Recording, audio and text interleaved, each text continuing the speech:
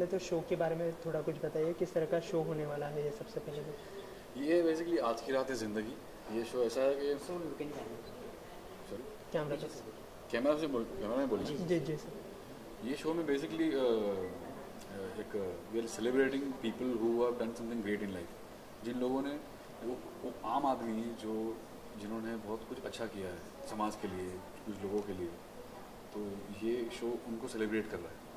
और it's basically to inspire the country, inspire the nation, कि हमारे लाइफ में हर दिन हम बुरा सुनते, हर अखबार उठाते और रोज कुछ बुरी खबर सुनते, but life is not all about that. ऐसे बहुत से लोग हैं जो अच्छा काम भी कर रहे हैं, ऐसे बहुत सी अच्छी चीज़ें भी हो रही, तो ये पूरा शो उस पॉजिटिव एस्पेक्ट को दर्शाता है। जी इसका जो प्रोमो अभी हमने देखा काफ़ी कैची है प्रोमो, और गाना जो है सबको काफ़ी पसंद आ रहा है। तो आपको क्या बताया गया था सबसे पहले तो इस शो के बारे में, और कैसे आपने कंपोज किया? ये शो के बारे में यही मुझे बताया गया था कि we are celebrating life, celebrating people, और ज़िंदगी में उतार चढ़ाव तो आते रहते हैं। ज़िंदगी में कितनी खुशियाँ हैं, कितने गम हैं, पर आओ मिल के ज़िंदगी को रुलाए।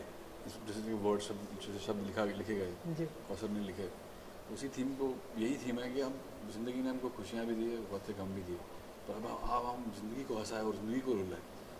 तो उस let's come and celebrate this beautiful moment with the most beautiful people who have done something great in society.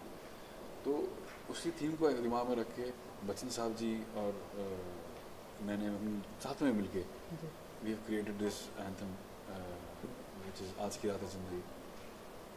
और खूब मज़ा आया कि बच्चन साहब के साथ कोलैबोरेट करके, पूरा it's a collaborative effort, collaborate करके हमने क्रिएट किया है सारा काम।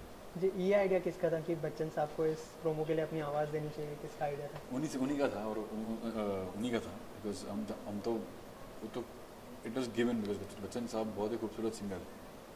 उनकी आवाज़ में उनकी एक ऐसी नेचुरल बैरिटोन जो है इतना पावरफुल है और इतना स्ट्रॉन्ग है कि you can't think of anyone else singing if he is part of a show like this. You can't think of anyone else singing.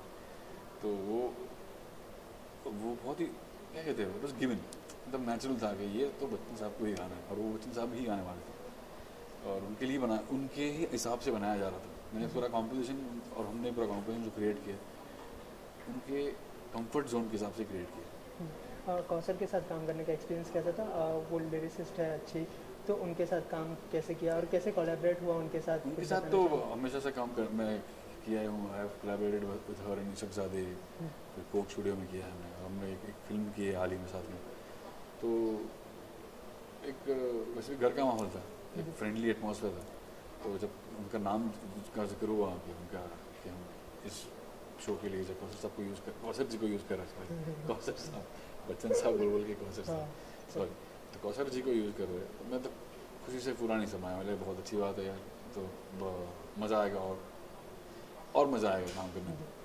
तो वो आई, उनको ब्रीफ दिया गया, उनको समझाया गया, बच्चन साहब भी थे वहाँ पे, और उनको ट्यून दिया हमने कि ये है, ये ढांचा है, आपको इनमें शब्द डालने हैं, ऐसे शब्द तैयार होंगे, बच्चन साहब पढ़ेंगे, उनको जो पसंद आएगा वो लाइन्स चुनेंगे और बाद में गाएंगे।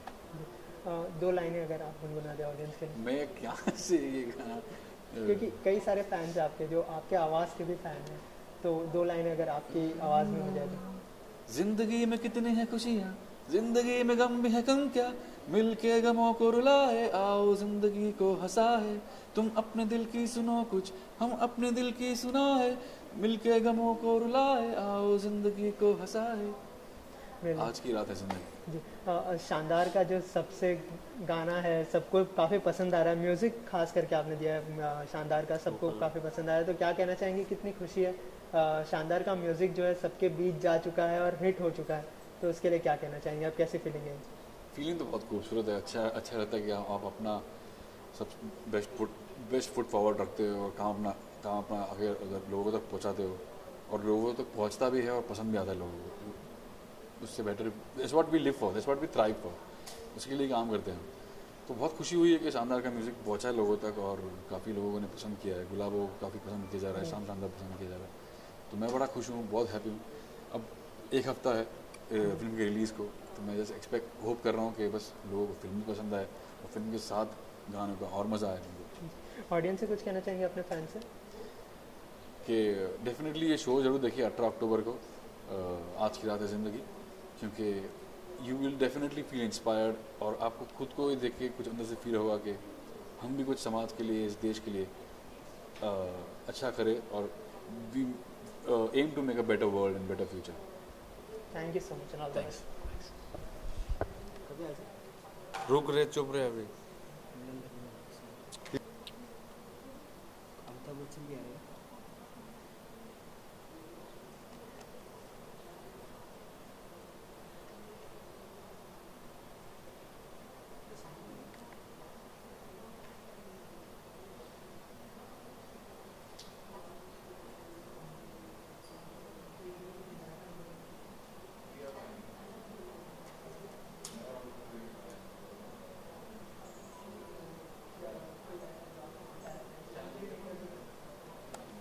मैम सबसे पहले तो जानना चाहेंगे कि आपके पास ये सॉन्ग किस तरह से आया और क्या रिएक्शन था जब आपको ये सॉन्ग ऑफ़र किया गया?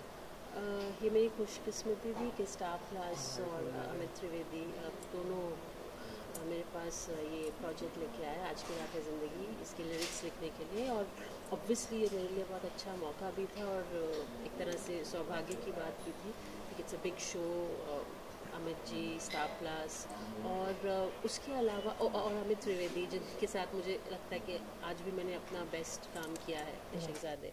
लेकिन उसके अलावा ये इसलिए भी मेरे लिए एक बहुत अहम मौका था क्योंकि जो भले ही वो 4 वर्सेस हैं लिरिक्स के, फिर भी जो ब्रीफ था उस हिसाब से जो ये लिरिक्स हैं वो पूरी शो की फ़िलॉसफी बयां करते हैं। तो मुझे इस बात की खुशी हुई कि मुझे ये काम सौंपा गया था कि इस गाने के थ्रू मैं पूरे शो की स्पिरिट को कन्वे कर पाऊँ और आई होप दैट्स हैपेंड।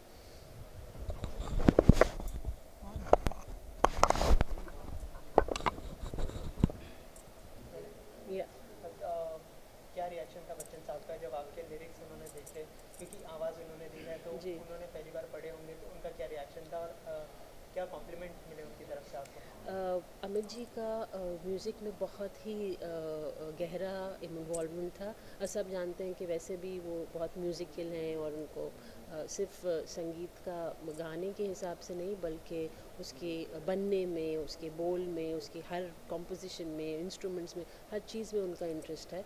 तो खैर जब मुझे ब्रीफ मिला और मैं ये भी जानती थी कि अमित जी के क्या ख़्याल हैं, वो किस तरह का इस शो की स्पिरिट के बारे में क्या सोचते हैं, और उस सब को ध्यान में रखते हुए मैंने जब लिखा और जब अमित जी को ये सुनाया गया तो उनका रिएक्शन बहुत ही एक क्या कहते हैं, एक सभ्य सा रिएक्शन था।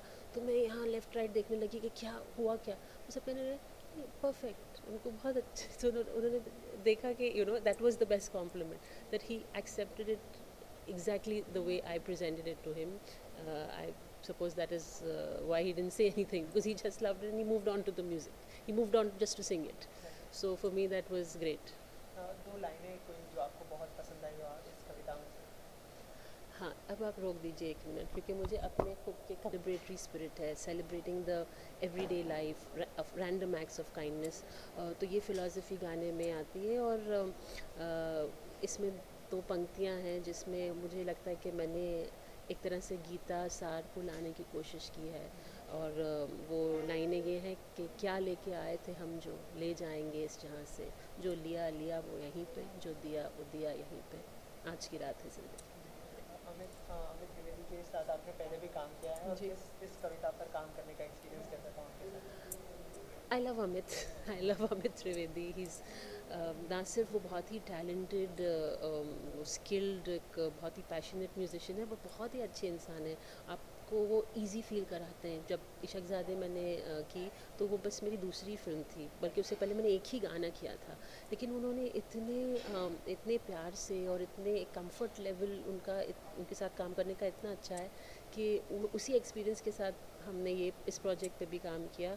और मुझको लगता है कि जब एक माहौल अच्छा होता है तो काम भी अच्छा होता है, and all that credit goes to Amit Trivedi. और जो आपके पास अपकमिंग प्रोजेक्ट्स आते हैं उसको आप किस तरह से लेते हैं? जैसे कि पिछली फिल्मों में अगर पिछली फिल्म हिट या फ्लॉप होती है तो उससे कितना फ़र्क पड़ता है आपके डिसीजन में?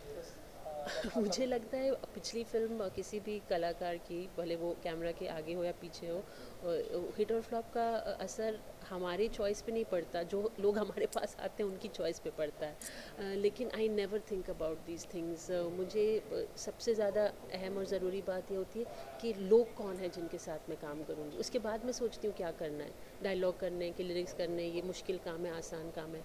For me the most important thing is who are the people I am working with, क्योंकि ये काम ऐसा है कि आपको लोगों के साथ वक्त बिताना पड़ता है, आपकी सोच एक तरह से मिलनी चाहिए, क्योंकि ये मैथ्स का 2+2 नहीं है, it's about gelling and getting along with each other. So the people matter to me more than the hits and flops and the success or the money or the name or fame or whatever. इसके अलावा कोई upcoming project जो आप हमारे साथ share करना चाहेंगे? बहुत सारी चीज़ें हैं, लिरिक्स हैं, अब स्क्रिप्टिंग है, एक म्यूज़िकल है जिसमें मैं इन्वॉल्व हूँ, जो मैं लिख रही हूँ, तो राइटिंग में अलग अलग अलग चीज़ें हैं। एंड आई थिंक मैं कहती हूँ ना, मैं आमतौर से कहती हूँ I am a writer at large, also large, but it's fun, I am enjoying. Anything you want to say to audience about the show? Aaj की Raat Hai Zindagi, I feel it's a wonderful show which it's like bringing back the spirit of celebration back into the family। और ये शायद घिसी पिटी सी line हो गई है कि family show है, लेकिन मुझे लगता है कि जो एक वो जज्बा है जो एक साथ मिलकर ज़िंदगी की आम खुशियों को सेलिब्रेट करना है, वो कम होता जा रहा है, और अगर इस शो के ज़रिए से वो हो तो I'd be the happiest।